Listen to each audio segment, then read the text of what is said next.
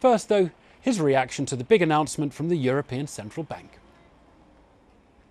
Well, it's very welcome, and I think it is a significant move by the European Central Bank, but it is necessary, not sufficient for the European recovery. We had central bank support through the Bank of England doing a quantitative easing programme, but alongside that we've had credible fiscal policy, economic reform, competitive tax rates, and they've contributed to Britain being one of the fastest growing major economies.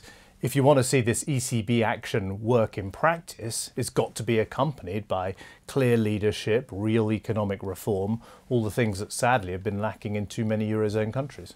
Let's talk about the UK. There were some public finance figures today, not particularly surprising perhaps, but they did reiterate what we already know. There's an enormous challenge over the next few years to get the deficit down. You have signalled a really interesting change of direction in the next Parliament. You just think it's all got to be done by cutting public spending. It is a change of direction, isn't it? Because you've mixed tax increases and public spending hitherto. Well, what I've said is there's around £30 billion of consolidation required. 25 billion of that needs to come from public expenditure savings in welfare and in departments. £5 billion can come from further action to stop aggressive tax planning, tax evasion, tax avoidance. These are real steps we take to make sure we collect taxes and people make a fair contribution.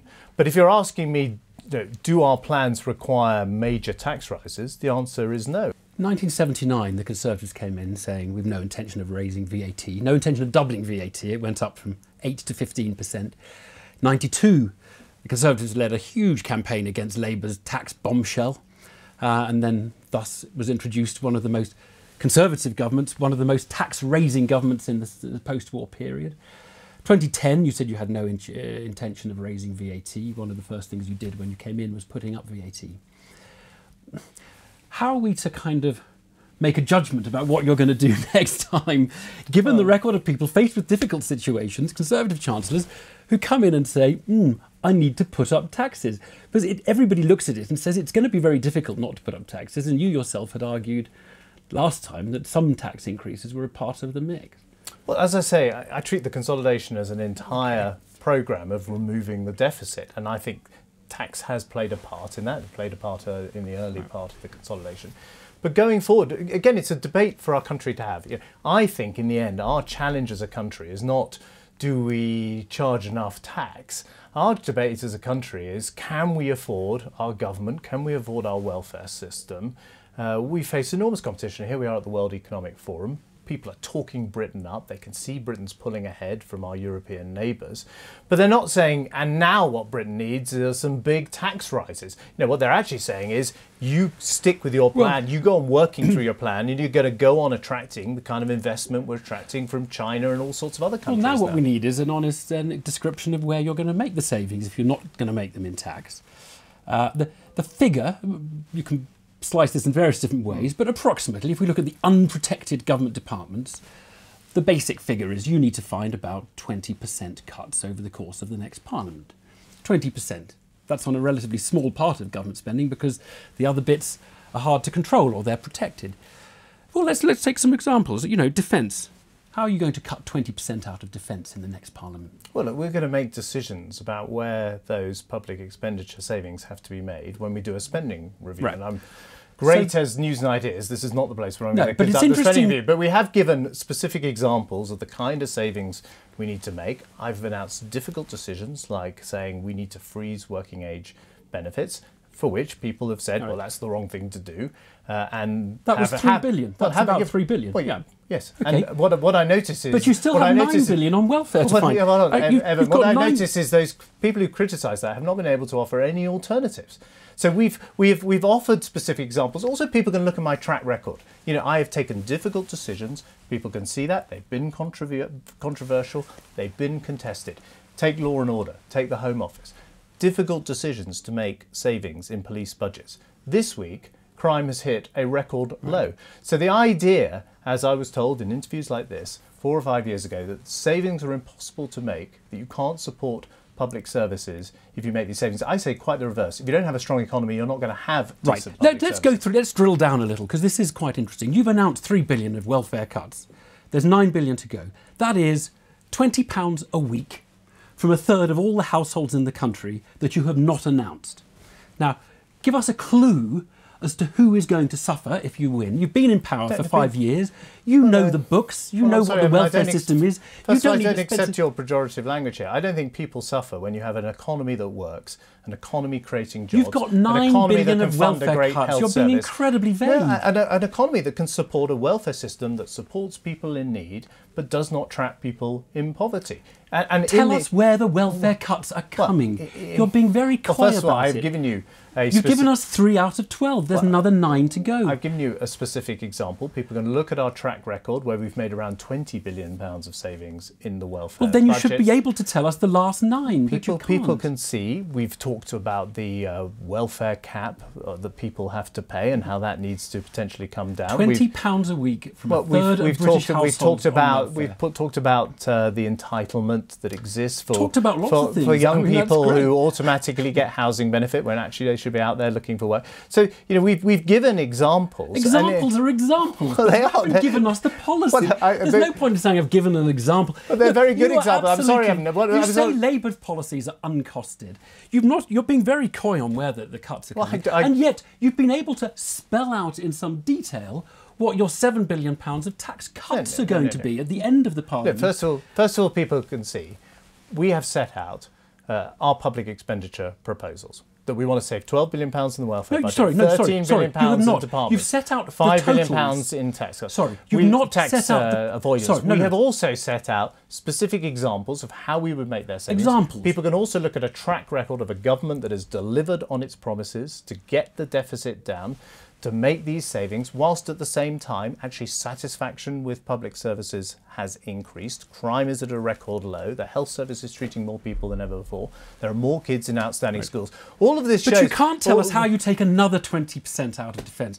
60,000 troops, we're down to 80 or so. 60,000 Well, you're just troops. asserting these numbers. No, I'm not. What I'm saying if it's is, not defence, it's got to be more than 20% from somewhere I'm else. saying you've got to make difficult decisions to make savings in government being so departments. coy. Why not tell us? But I'm also saying these can be achieved. I was told these things were unachievable 5 years ago. But you've spelt out and the tax actually, as people cuts. can see, they're perfectly achievable if you drive value for money through the system.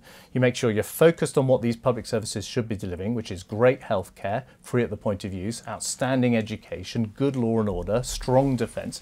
We're able to deliver these things because we run these departments well. We have an eye on the fact that this is taxpayers' money.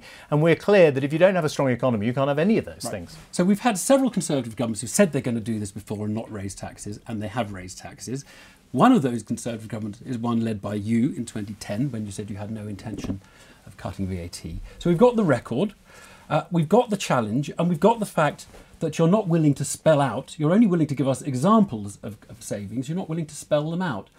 What are voters meant to think about the choice you're offering them at the next election and how honest and open it is? Well, I think people have a very clear choice. They either have the competence of a Conservative Chancellor and a Conservative Prime Minister who have delivered an economic plan that's given Britain one of the strongest economies in the world, or they have the chaos of all the alternatives, a return to the unfunded budgets, spending that couldn't be afforded, borrowing out of control, high unemployment. There's a very, very clear choice at the election between an economic plan that's working for Britain and no plan at all. It's not clear what cuts we're going to see. But look, an interesting consequence of the cuts that you are proposing is that the state goes to a smaller state as a share of GDP, a significantly smaller state than Margaret Thatcher ever managed to achieve.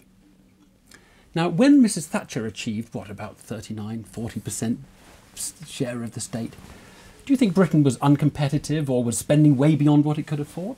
Well, the state, under the plans that we have published and the OBR has assessed, would be spending 35% of GDP by the end of this decade. 35% of GDP is what the state was spending in the year 1999-2000. It achieved it that 1 year. It's not really been achieved more than once or twice in the last half century. First of all, if you go back to the year 1999-2000, do people feel that at that point government wasn't big enough, that the state wasn't big enough. What it demonstrates is that within the last 15 years, it's been achieved. As it happens, it was under a Labour Chancellor of the Exchequer following Conservative spending plans.